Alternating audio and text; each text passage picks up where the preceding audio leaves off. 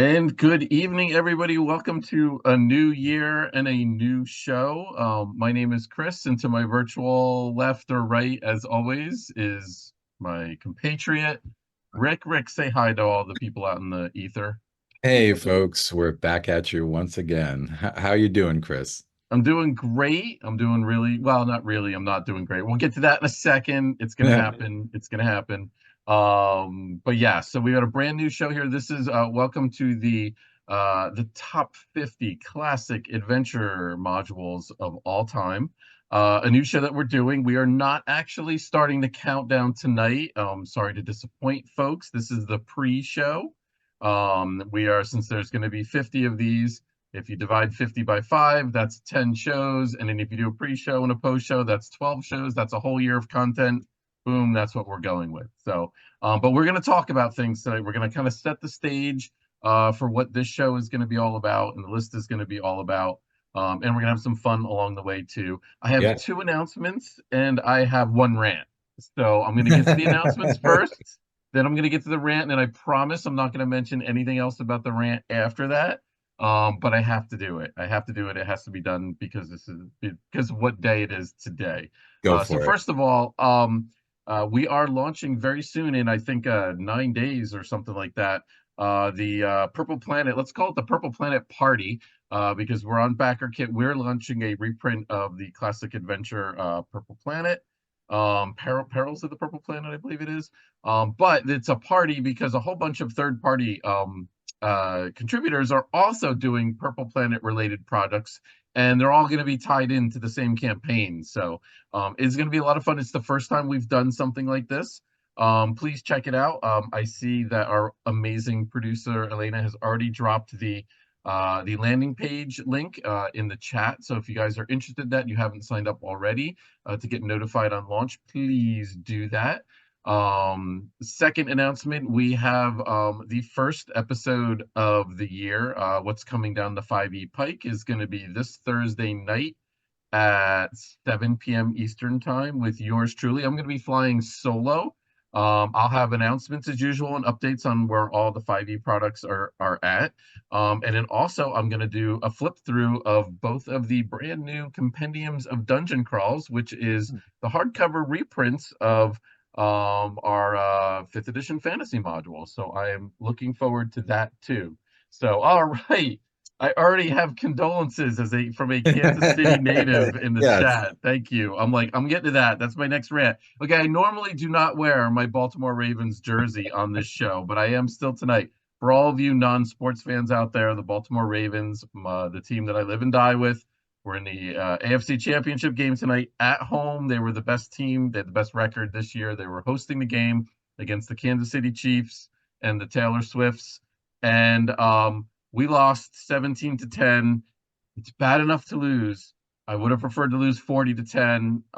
Losing the way we did was awful. That's all I'm gonna say. We were down 17 to 7 at halftime when all world Patrick Mahomes was almost perfect the entire first half.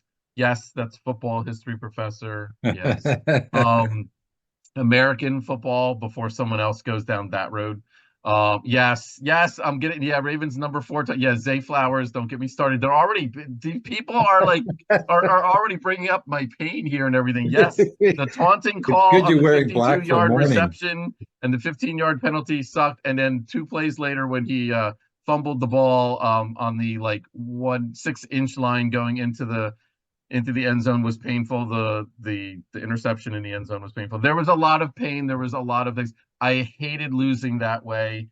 We were not the better team today. I feel like we beat ourselves. Whenever you can hold the Kansas City Chiefs to 17 points, you need to win that game, and we clearly did not. So thank you guys for picking the scabs off of all these wounds, and everything. And feel free to keep doing that in the chat as we move along. But I'm done. I'm not. You're not going to hear me talk about the Ravens again the rest of the year. So I There had to you get that out. go. Rick, how are you doing, sir? Tell me something good. Tell me something Yeah. good. I Happy. feel like I have to follow with good news after that, but Yes, you the, do. the quote Taylor, you'll just have to shake it off.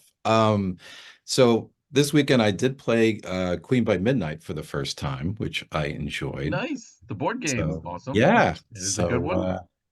Yeah, it's if you like deck builders, I think it's solid. So, Okay, and very I do good. like deck builders. So, like most people, I came home from Gen Con with a whole pile of games, and I'm only still chewing through the stack, of wonderful games I have to try. But that was on the agenda. So yeah, we broke it out, played with 5 players, and it will be replayed. So yeah, Awesome. give that a thumbs up. So that's a happy experience, recent experience within the last 24 hours. So Very cool. I had an amazing Castle White Rock session yesterday. My mm. fifth level, the fifth level characters, otherwise known as demigods, are totally getting cocky and are they basically just feather fall down a huge shaft that they didn't know what was at the bottom or how deep it was. All of Oh them boy. together, except for the barbarian, the only one that had sense. And they floated down casually, and they were getting sniped at from guards. And they landed on an island where there was all sorts of baddies, and it was awesome because for like 3 whole rounds they were just floating down and they couldn't do anything. They were like they wanted to move, they wanted to, all they could do was ranged attacks and everything. But Oh yeah, I man. mean they are getting a little, they didn't, I was fully expecting them to take a short rest before they casted the Hmm. feather fall, but nope, they just went and did it, and it was like, oh my gosh. And they're in a slightly sticky situation, but not too bad. I mean, they're lucky that the shaft was only 350 feet long and not 610. But anyway, the comments are still coming. Frisky KY Cav, University of Louisville alum here, followed Jackson to the Ravens. Thank you. And then Judge Schneiderman's a Browns fan and was glad to see the Ravens self-implode. Should we talk about self-imploding Browns teams a couple weeks before Oh. to rookie quarterbacks? Oh, sorry, I won't mention that. So First Kentucky Cavalry. Okay, that's what that says. So First Kentucky Cavalry. I like that. So that's awesome. Okay, cool. So back to the thing. So what are we doing here? What is it? Who Yeah. called this show? Who decided to do this show? So this is the top 50 classic adventures of all time. Um, you probably are wondering like who the heck is Rick and Chris and why are they qualified to even talk about something like this? Well, we're gonna tell you why we're qualified. Yeah, let's Darn it. let's yeah, no, let's go. I mean, yeah, I'm hopefully we have a few folks who followed us over from talking, our long tenure at Talking TSR, but in case you don't know, yeah, Chris, why don't you start off why don't you tell us how long have you been playing RPGs first of all? Since 1981 is when Okay. I first started playing. Actually, it's probably 1980, but I arbitrarily picked the date of 81, February of 81.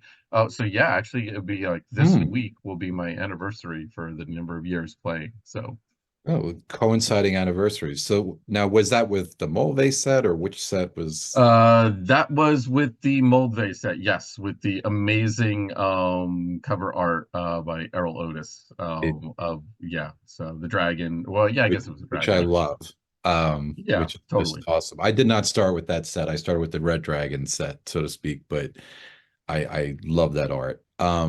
So what was your first experience in the kind of entering the game, the world of game design? A game design. So I started. Well, I originally did a whole bunch of stuff for the RPGA, which is why our 50th show on Talking TSR, we kind of had some of the old guard of the Hmm. RPGA on, which was fun. So I did quite a few adventures for that. That's not considered publication, but since that was an arm of TSR, that was a way to kind of get recognized. But I got my first official professional gig in writing with West End Games Okay. in the Star Wars role playing game. So, folks who might be carryover viewers from our previous show know I'm a huge Star Wars fan. Hmm. So it was just amazing to be able to work on the Star Wars, the original West End Games Die 6 Star Wars role playing game. And I did adventures for that. So my very first one was in an anthology book. I did a bunch of anthology books, basically shorter adventures. So that's how I got started with it. But and then more recently, so then I became an official freelancer in the early 90s, 91 actually, and I've been freelancing ever since then. And then in 2020, I joined Goodman Games full time as the director of everything on the 5e side of the house. So if there's anything that has to do with 5e, it goes across my desk. Yes, and we're getting, yes, 1981 Moldvay for me too. Yeah. Oh, I know that guy. Yes, and the chits and then D6 Star Wars. Yeah, I agree. I actually had a chance to play. D6 Star Wars a couple of years ago, during the pandemic, and it was a lot of fun. I have to admit, a Hmm. simple system, not the best system in the world, but it was a lot of fun. So, Because I um, remember the original Star Wars from system from West End, and yeah. West End had So a lot of interesting things out at that time. they So did Paranoia. They yeah, did a I lot, and loved then they got Paranoid. into a lot of IPs actually. Yeah, Right when I was starting to work for them, they got into a ton of IPs. Actually, they yeah. were kind of doing mostly IPs. But yeah, no, they were fun, and they were only about 2 hours from where I lived. So I actually got a chance to go there. I actually knew one of the writers there, so I actually got to go. I actually worked in their sweatshop. It truly was a sweatshop. Their warehouse was downstairs, and there was no air conditioning. And I did spend 10 hours once putting together box sets. Oh So man. yeah, literally that's how we did it. Like everybody at West End Games would stop working for the entire day and go down into the warehouse and literally put the box sets together with all the cardboard cutouts and all the books and everything, and then the shrink wrap and the whole 9 yards. That's how things got done back then. There was no Classic other. It days wasn't. of gaming. Yeah, yeah, definitely. So a lot of fun, a lot of fun. Let's chit chat about you a little bit. So when did you first start gaming? I first started gaming in 1980. Okay. Kind of stumbled into, or at least I believe it was 1980. It was kind of on the threshold of the 70s, but I stumbled into the box set of D&D after reading an article in Parade magazine about this new college fad. And at that point, D&D wasn't really even being sold in the Garden State where I hailed from. So I ended up trekking to New York City, desperately looking through bookstores and basically going anywhere I could to try to find this, mythical game I had heard about. And finally got my hands on, the AD&D Monster Manual and, some of the initial books. And then I kind of retroed from that back to the Red Dragon set. And after that, I was off to the races. So, Oh, nice. Yeah, I yeah. got mine from Sears Roebuck. Oh, So wow. my mom actually worked for Sears Roebuck, and I actually mail ordered it, and that's when I got that's how I got my box set. So, Nice. but yeah, it was definitely getting a little bit more common in the 80s. I mean, it was finally spreading around once it got a little bit more Yeah. wide release, but definitely in the late 70s, it was really, really hard to get a hold No, of. it was not. Yeah, that's the thing. It was hard. Yeah, I remember getting my first modular two, which was definitely the Descent. One of the Descent series and the Tomb of Horrors were among the first at a K&B. I think it was, what was it called? yeah, K&B Twin KB Hobbies? Toys, KB KB Toys, Toys, KB yeah, Toys. out of Yeah. business now. And that was for whatever reason, they had the D&D stuff. Yeah. So Yeah, our Toys R Us near us eventually started carrying D&D stuff. That was probably 82, 83. I don't think they had it right out of the gate, I don't think, when I first started playing, but eventually they did get it. Yeah, back then, folks, there weren't game stores kind of all over the place, and there wasn't awesome places online where you could order things. yeah. There was no online at that point. So you did literally mail order was you got a catalog. I mean, there was the Dungeon Mail Order Shop, which was TSR's own store and mail order shop. So yes, B Dalton. Yep, yep, We yep. told them, geez, Oh, yeah. that's funny that Toys R Us always had hardcovers but not modules. History Professor, it was the opposite for me. They always had modules and no hardcovers. They had the box sets because I got my Greyhawk box set at Toys R Us. But that's interesting. Maybe they just didn't Huh. order it properly or something, and maybe New Jersey got all of the modules and History Professor, if you were in the Midwest at that point, then maybe they got all the hardcovers. Maybe you got my hardcovers. So nice. So yeah, we got a lot of nostalgia kind of flying around Yeah, here. see, well, that's good. We get Yeah. the priming the pump here. So Montgomeryville Mall is in Pennsylvania. I mean that yes, suburb of Philly. I know Yeah. exactly where the Montgomeryville Mall is. Oh wow, this is cool. So we have people in the general area. So cool. So yeah, and just let folks know I'm zooming in from New Jersey. Rick, where are Yeah. you zooming in from? I'm also zooming in from northern New Jersey. I have a couple of New Jersey boys here, so Yeah, one which of is several always school evident in my children. accent, Yeah. or so I'm told. So so how did you get started professionally in adventure design, Rick? Um, I want to say, well, I dibbled and dabbled around in little fanzines and things, but honestly, the first real media adventure I had published was in Dungeon Magazine. And looking back, I chuckled because I know you also appeared in Dungeon Magazine more than once, but we had two issues that were back to back because you appeared in issue 66 and I Yep. appeared in issue 67, which I think is really funny. Yeah.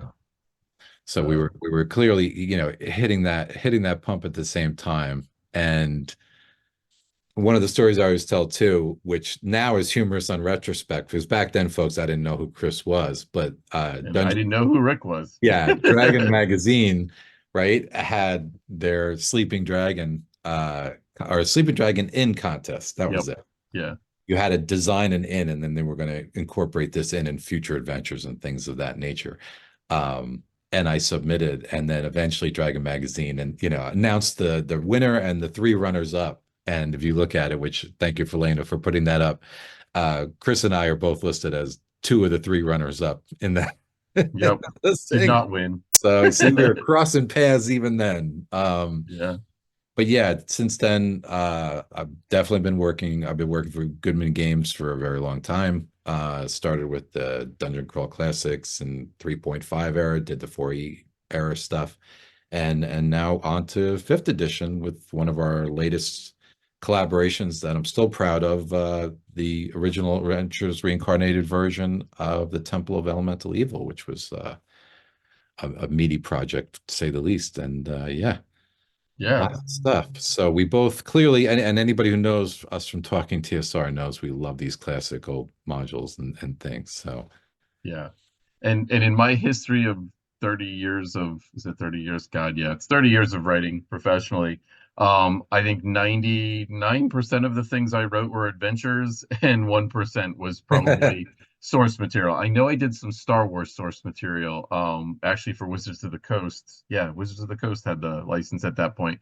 Um, yeah, so I know that was source material, and I think I did a little bit of other source material too for Star Wars, but for the most part, everything I've written has been adventures, and I've always Mhm. been a huge fan of adventures. I always bought adventures. Yes, look at that Smoking Worm Brian swing shot. The rickety rope bridge is the least of your Yeah, problems. That was my little short, my little one that was shot. like a side trek or It was a whatever. sidetrack. Yes, it was a Yeah, sidetrack. It was yeah. basically a, like I always say, 10 goblins in a room is a met encounter, but put the 10 golems up on cliffs and on swinging ropes and a swinging bridge and have a giant snapping turtle at the bottom, and then you've got yourself an encounter.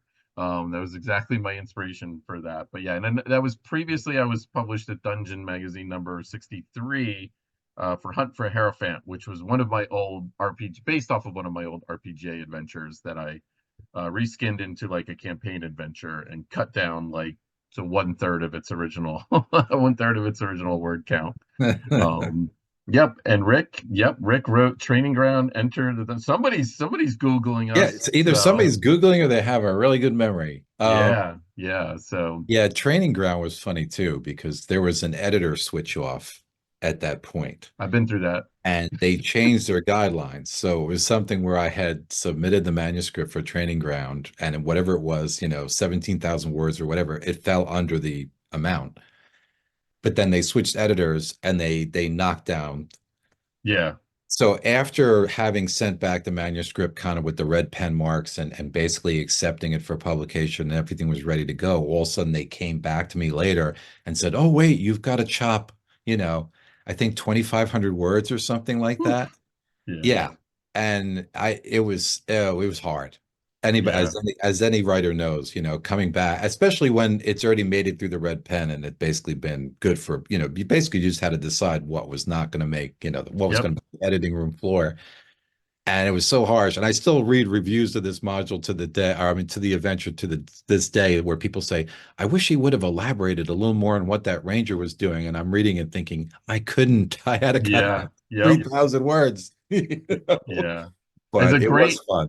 for all you aspiring writers out there, it's a great exercise to go through when you submit like 10,000 words and then they come back and say, yeah, but we only want 7,500 of these words. And then Yeah. try to find the way. And a lot of it comes down to just, hey, I can get rid of this whole chunk here, even though I don't want to. But like, Yeah. you find that like you're not going to get rid of 2,500 words by taking a couple of words here and there. No. You need to rip out entire sections. No. And it's a painful process, but definitely one that everybody who's aspiring to do something in this business really probably needs to Yep. do a little bit. But yeah, so yeah, it's very interesting. So why are we here is Yeah. probably what folks are. So again, Rick and I, you see us, we don't have much hair left. We've been around the block a few times, sadly, or around the hobby shop a few times. So why are we here? We're here because we want to kind of to do well. All right, so our we talked about it very briefly if you guys aren't aware, but we did a Twitch show called Talking TSR. We did 56 episodes of that show. We ended it last year. We did it for over 3.5 years. We started it during the middle of the pandemic, Yep. and we were having such a good time. We just never stopped. And Yeah. if you haven't watched those shows, check them out. They're all on YouTube. Yeah. Um, They're there but waiting to but be we did watched. deep dives on a lot of these classic adventures from the TSR days. So we ended that show because we were just getting to the part where it was kind of getting to be work. We probably reviewed, I don't know, probably about 40 of those episodes, probably dealt with adventures. We were kind of starting to scrape that. There was still some good ones left, There were mind still you. some good ones, Yeah, but we were definitely yeah, we were definitely had gone through a lot of the ones we wanted to cover, I think. Right. exactly. Yeah. So we just decided it was a good time to kind of end it.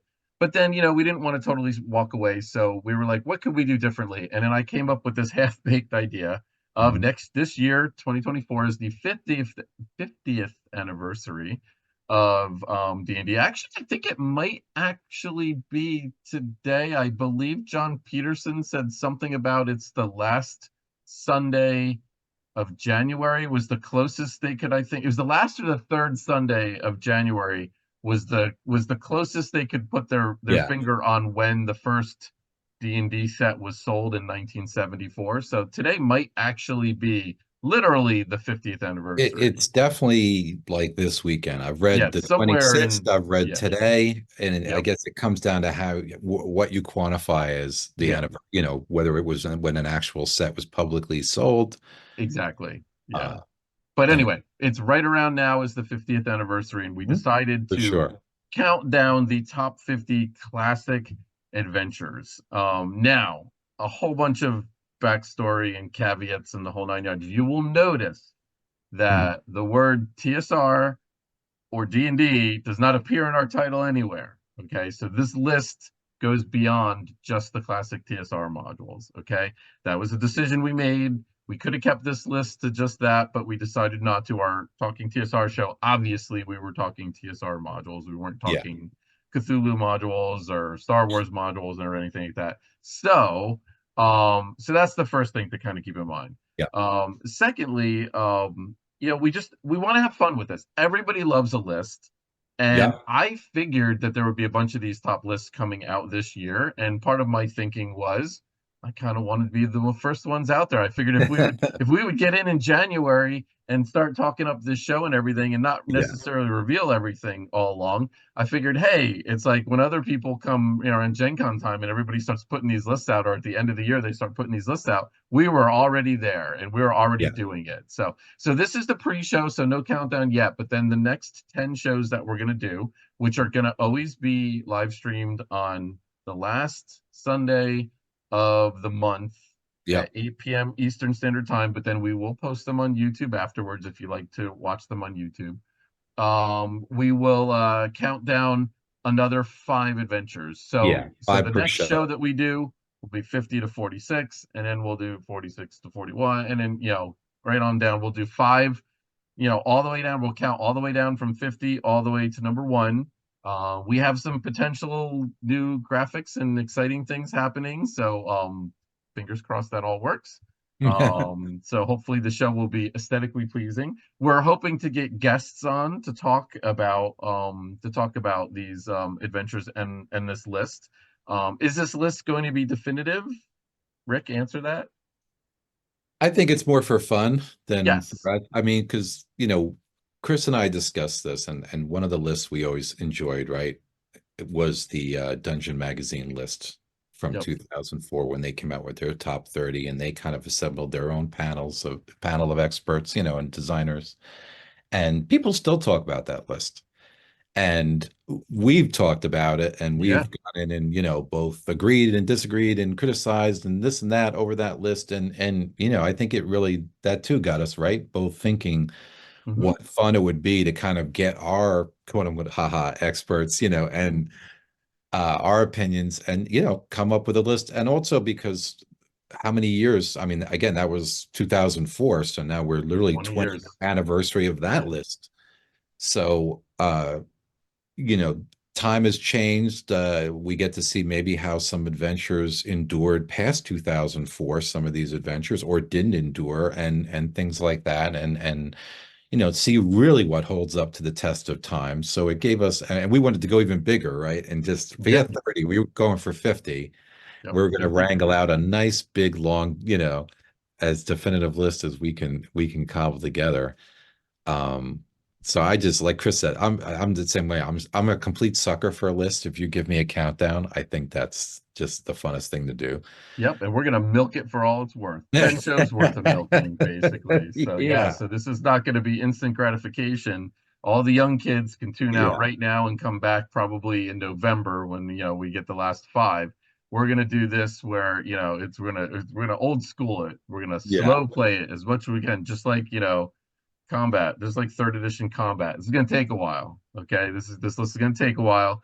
I reached out to over 50 people to put this list together, our panelists.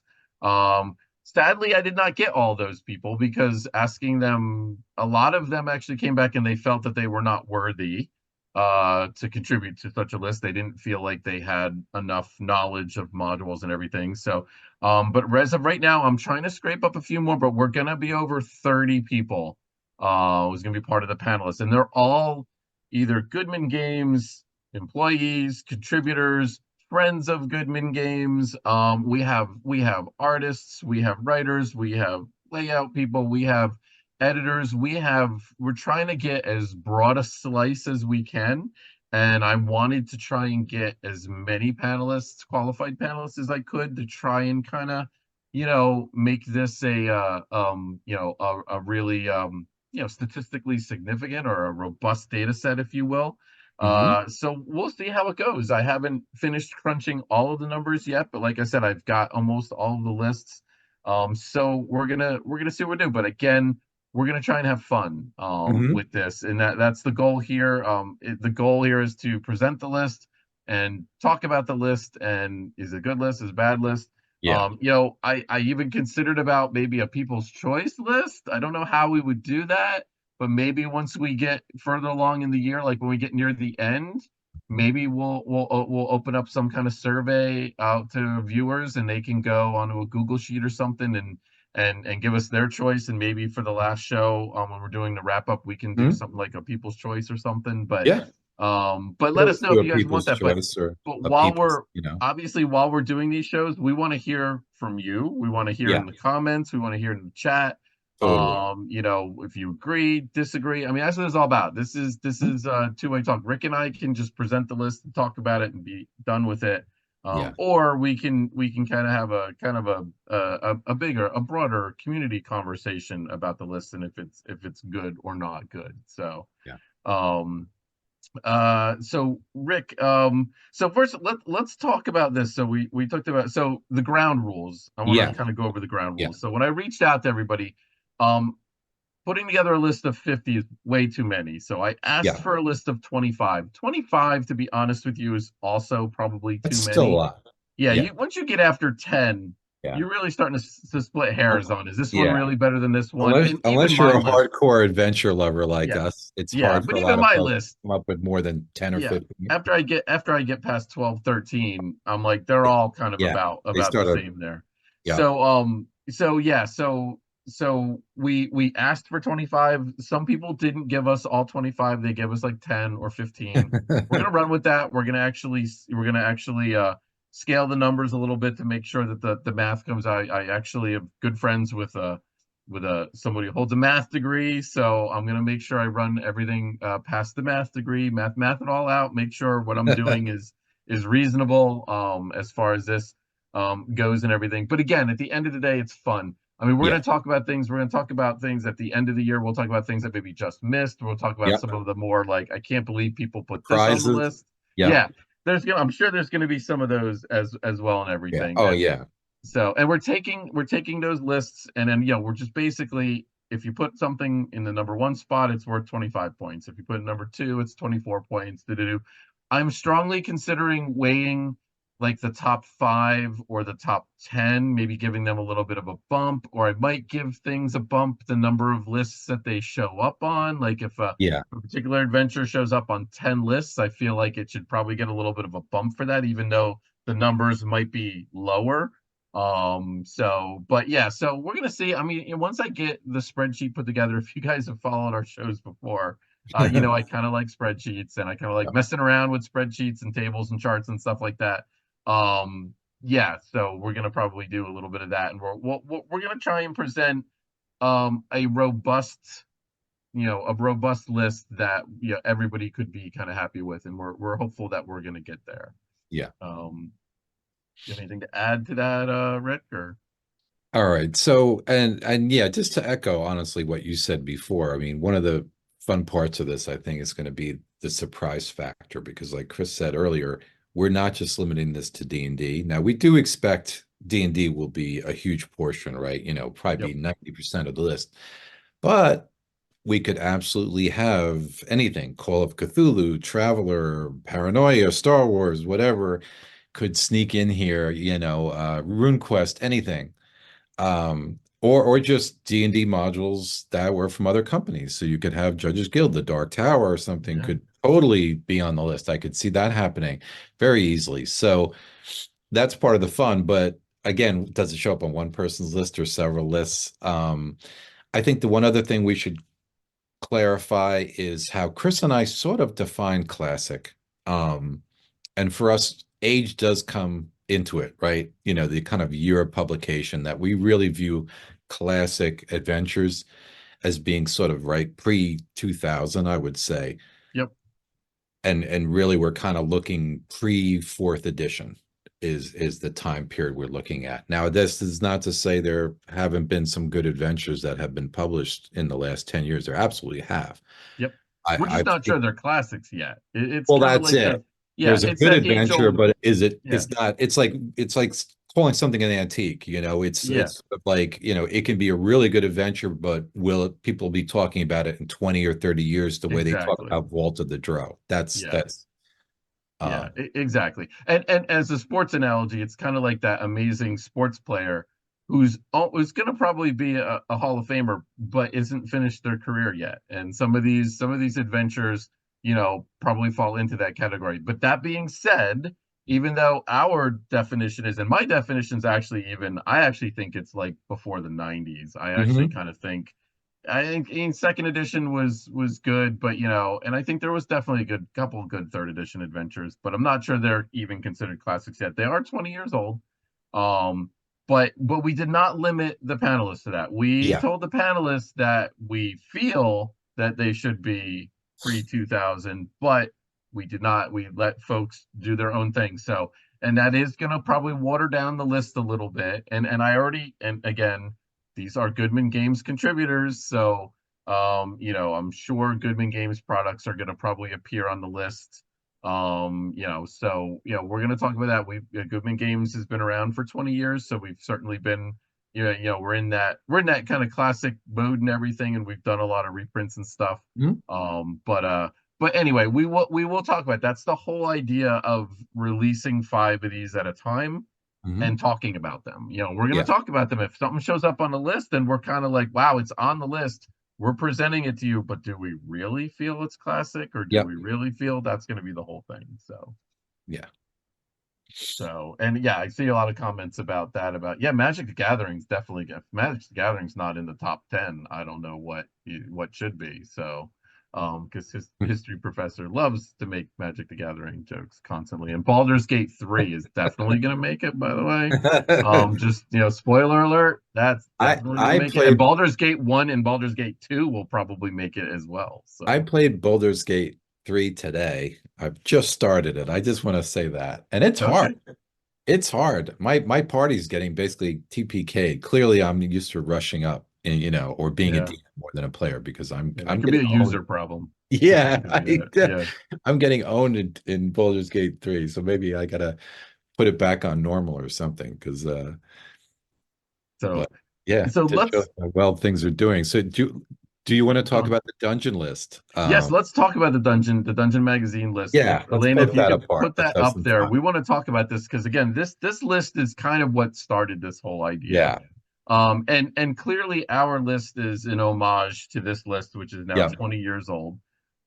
So I have some strong feelings about this list. This is not Okay. the list I would have made, but again, this is what you got a panelist of people. Yeah. And it was good Um, panelists. There were yeah, some, oh, they're amazing panelists. there were some heavyweights on that Oh, panel. oh, without a So, doubt. And that is Smoking Room Brian actually mentioned if we reached out to various gaming grognards, both TSR and elsewhere, about this list. No, we didn't, because quite frankly, that's kind of already been done, in our opinion. I kind of feel that this Dungeon Magazine list is already did that. So like I kind of didn't want to rehash that. I kind of yeah. wanted to go a different direction there. So we have not. There might be a few folks on that list that might fall into that category, but that Yeah. just happens because Goodman Games works with some of those folks. So, so yeah, let's talk about this list. What, Rick, give me your either your glaring omission or your glaring what or which one you totally agree with or which one you totally disagree Oh, with or all right. whatever. I didn't know if we were going to run right down the list or what we Well, were we going to do. could. I mean, Do you want to run down through it sure. quickly? Let's at Why don't least we run just down do maybe that? the top whatever 10 or so. We won't Yeah. run down the whole one, but Yeah, but let's no, yeah, let's let's at start least with do the top 10 or 15. I think we can just one by, we don't have to spend a lot of time. We can just yeah, bang them out one at a time. So uh, let's start with number one. And I almost consider this a little bit of a cheat right off the bat, but a little basically bit. the whole giant Descent Queen series, they're basically saying, GDQ 1 to 7. Yep. Now, and real quick, before we jump into this, one more caveat. So we actually let our folks in our panel actually do both. So they could put Yeah. GDQ 1 through 7 down, but then they could also put G3 down or D3 down or something. So we just said if it's a printed book, you can put it on the list. Yeah. So they could theoretically put eight of their choices could be GDQ 1 through 7 and then Yeah. the combo. So, anyways, I want to throw that out So there. with the giant modules, we might have a bunch of Yeah, variations, you know. totally. Yeah, without a doubt. So what do you think about this one being in the number one spot? I have no problems with that. I think Okay. I don't know if it would have been my number one or say my number three, but seeing it fall as a whole in the top five, I have zero problems with that because Okay. I as a think whole, it's there's some real classic things in there. there is. I agree. I do think that, the spider goddess in the room we have to talk about is Yeah, is is Q1. I think really drags it down. And also yeah, D1 is also, so I mean, but 5 out of the 7 are definitely up there in my yeah. opinion. I think it's top 10 worthy. It's probably even top 5 worthy, maybe, but I'm not sure I would put it a number one overall. That's just Okay. my opinion. Let's move to number 2, Number Ravenloft, two. I6. Well, I know this is one of your favorites. It is. I6 Ravenloft. Um, I would not put this as my number two. However, again, definitely top 10 material, if not almost cracking number, top five material for me, I would say maybe a number five. Okay. Because, as we've discussed in the past, some wonderful elements in there. Obviously, everybody thinks of that wonderful map and other elements and really a lot of innovative stuff in Ravenloft. So it definitely deserves a place. Yes. I'm okay with it being number 2. As you know, it's my favorite module of all time. Hmm. So I'm okay with it being number 2. I feel it should probably be number 1, but Mm, it's a fair ranking for it. And I agree. I just there's just so much good about it that yeah. it's just beautiful. And oh, So that reminds me, Chris, we should tell people, we should confess that we put in our own list too as we part of. did. We So, did. Yes, Chris has indeed. got his vote for Ravenloft in there somewhere. Yeah, somewhere probably pretty And high. I've got my list in there as well, folks. So we're Yep. we're a small part of this, Yeah, like panel, but 1/30th yeah. each of us. So, all right, let's number 3, S1, Tome of Horrors. All right. Well, again, Chris knows how I feel on this one. On the flip side, I'm an unabashed fan of the Tomb of Horrors, despite all the complaints of, arbitrary dungeon kill and the slaughterhouse dungeon. I still think there's a lot of really memorable elements to this module. And it's just to me the, you know, end of conversation tomb of all time. When it comes to the trap-filled tombs, that is the one you think of. So I think it's worthy of a number 3 place. Could not disagree with you more. Mm. This adventure, not a fan of this adventure for many reasons. Yes, it's got memorable moments, I would say. But not I get learning the history of it and what Mr. Gygax was doing. I get it, and I think Mhm. he succeeded at what he was doing. I'm just not a fan of it, and therefore don't even know if it would be in my top 25. Oh, ouch. It probably makes my top 25, Now but yeah, I was going to say but you're painting me now. well, I'm bringing on the heat and everything. This is so don't worry. It's like you think this is wait till we get to a couple of these next ones. You're gonna be like, yeah, blasphemy. Mm. And I know I'm in the minority here that I'm just not a huge fan of it Yeah.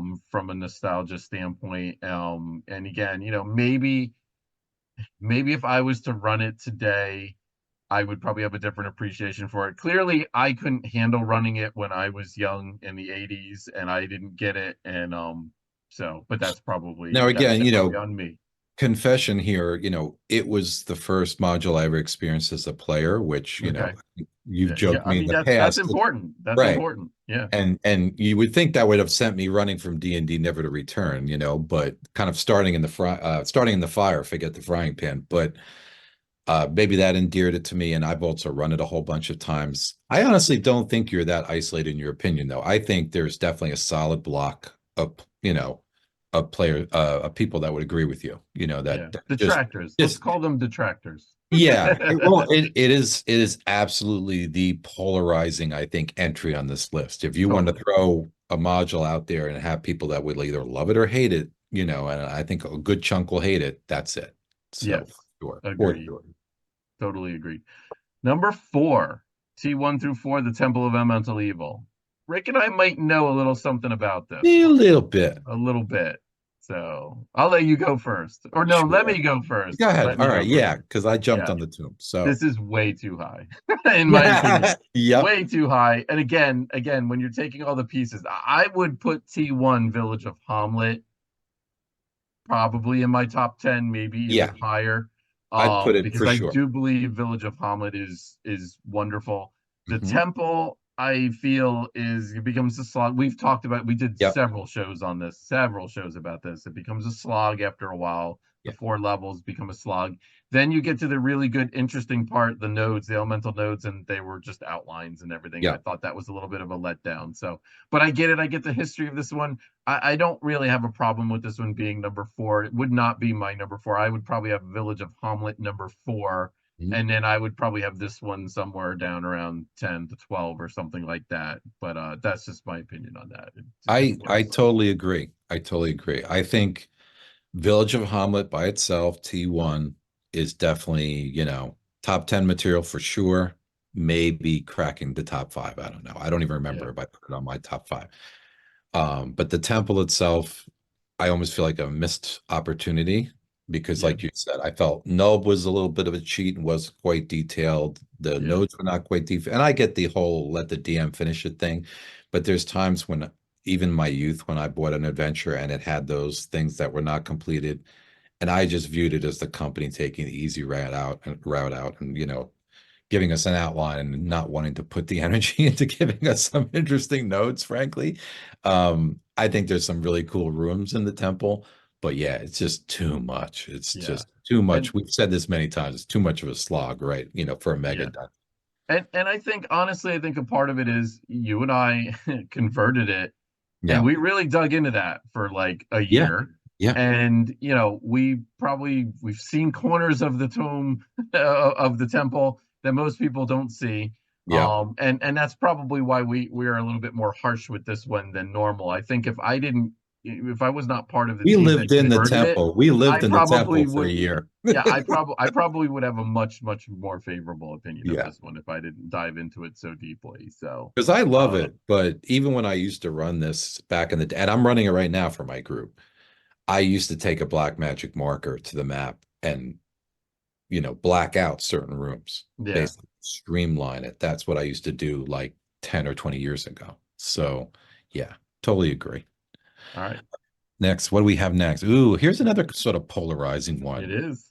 Expedition to the Barrier Peaks. I would not put it this high.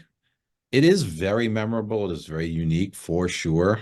Certainly it could rub some people the wrong way who don't like, peanut butter in their chocolate because it's got the whole kind of sci-fi technology element. Even myself, when I first got it, I wasn't a fan, but I've definitely warmed up over the years, and I do acknowledge it to be a classic. So I'm okay with it being up there, maybe just not as high as they've got Yep. Once again, Chris has an issue with this list. it. Yeah, no, I am definitely one of those. I do not like my sci-fi and my fantasy mixed up. Mhm. And that's really what this one is. I understand the popularity of this one, and I do. Again, there's a lot of parts of this one that like we did convert this one as well. I was not part of that conversion, thankfully.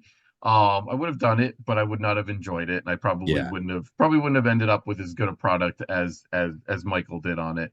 So yeah, I probably would have this on the list somewhere. Definitely not number five. I would have it down a bit lower, most likely. But Mhm. it would be on the list though, Okay. definitely. So number six, I3 to five, the Desert of Desolation. I think you know where we're both gonna land on this one. Yeah.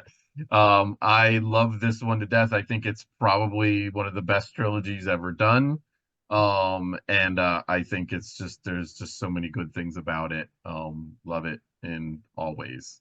So I generally agree. I have no problem with where it's sitting on this list. Our recent examination or re-examination of this for talking TSR not terribly long ago kind of lowered my overall feeling about the trilogy because I saw a whole bunch of flaws.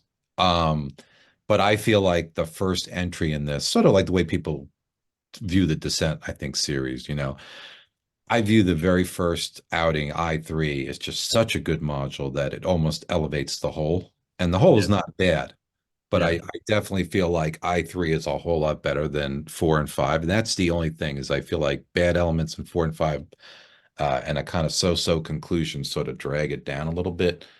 But when you weigh it all out, do I have any problem with it straying into the top 10? No. So yeah, no gotcha. problem.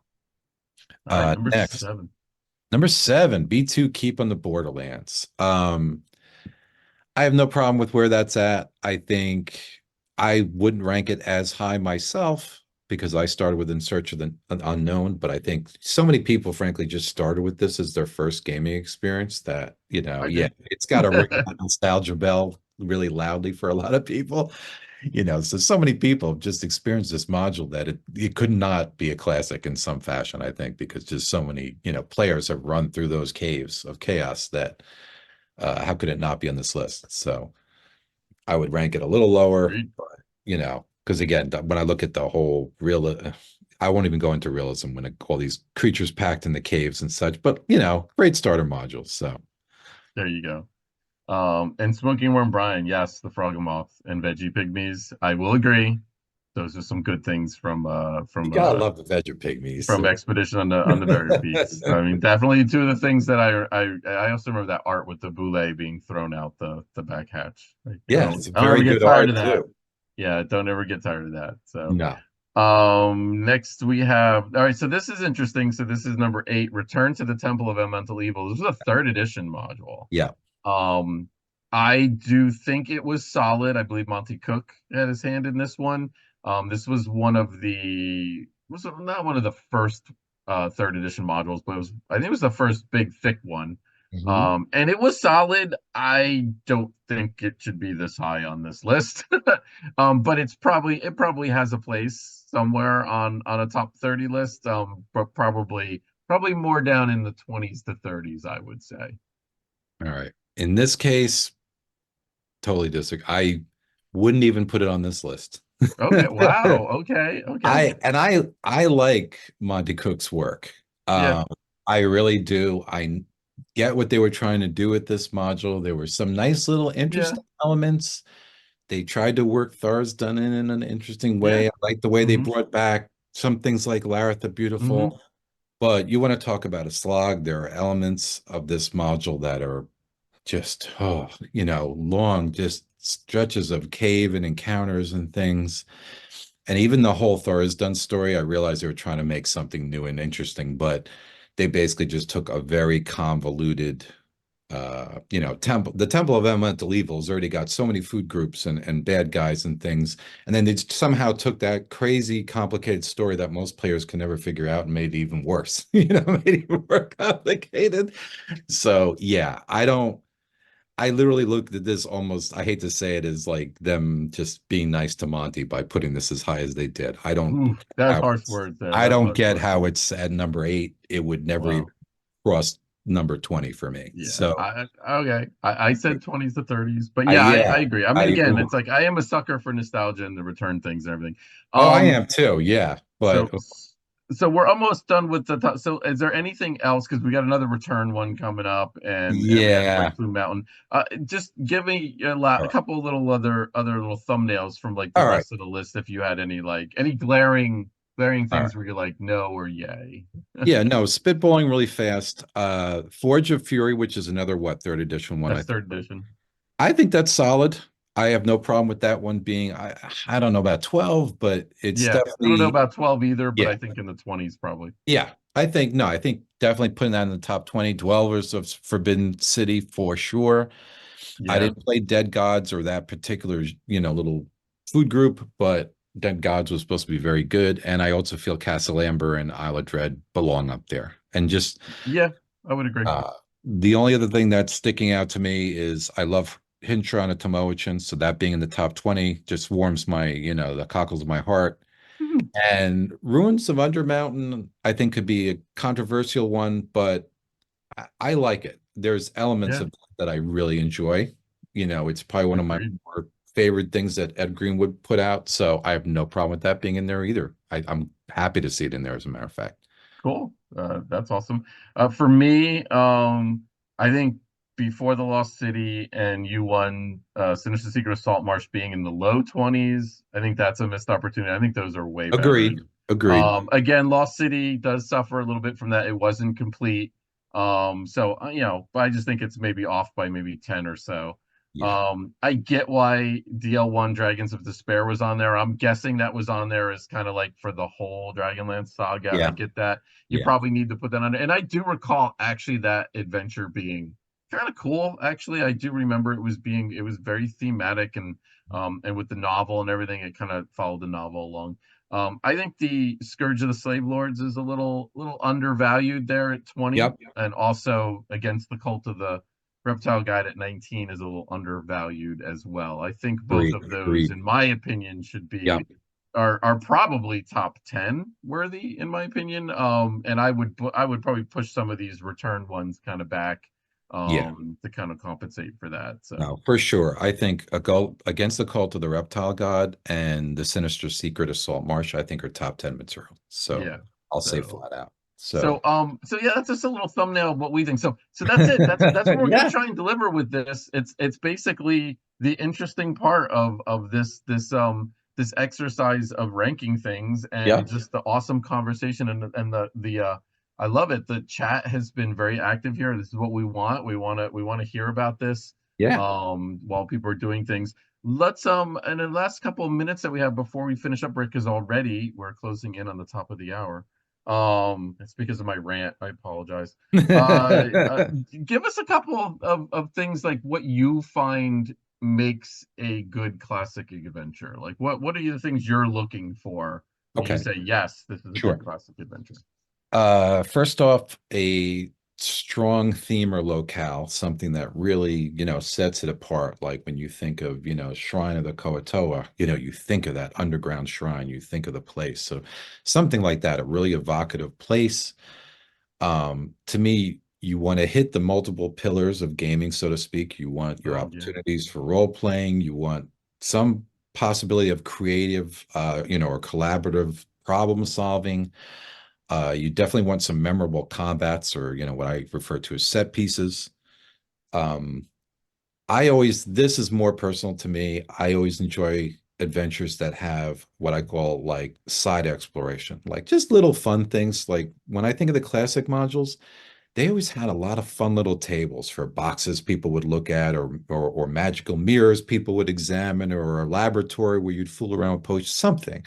Yep. These kind of random tables that the players and the DM can have, or even in B1, in Search of the Unknown, the room of the pools, where you had a pool of bubbling, water, and a pool that looked like it had treasure in it, and all these different pools for the players to explore. That kind of side exploration I really like. And last but not least, a memorable villain and or final battle, because I Yeah. feel like that's your capstone on your adventure. So really having an event, a villain that the players want to overcome, or a final situation for the players to overcome that they will remember, is important. What about you? Um, you touched on several of them. Okay. Definitely agree with the environment and the theme and the big bad or final encounter or something.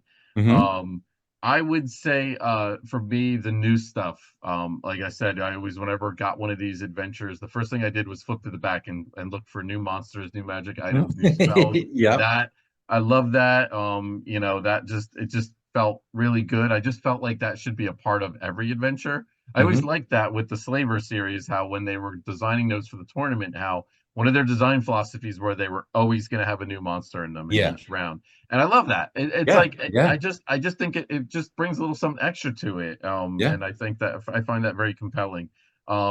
For me, also, we talked about it earlier about I want the adventure to be classic. I want it to be kind of it's been around the block a few times.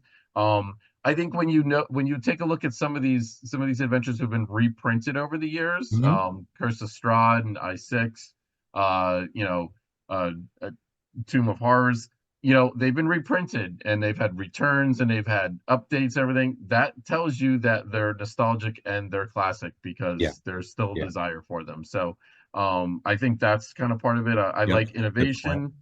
I6, part of the reason I really like that was the innovative presentation, the maps being innovative, the turret system with the Hmm. plot and Yeah. everything. Loved all that stuff. So those are some of the things that I Hmm. kind of gravitate for when I call what when I kind of decide what a classic adventure is. Me and maybe Hmm. artwork too. I mean, I guess the artwork is probably that's like a whole nother top list. That's 2025's list, top artwork in Hmm. adventure modules. So no, I'm just kidding, folks. Unless you guys really want it.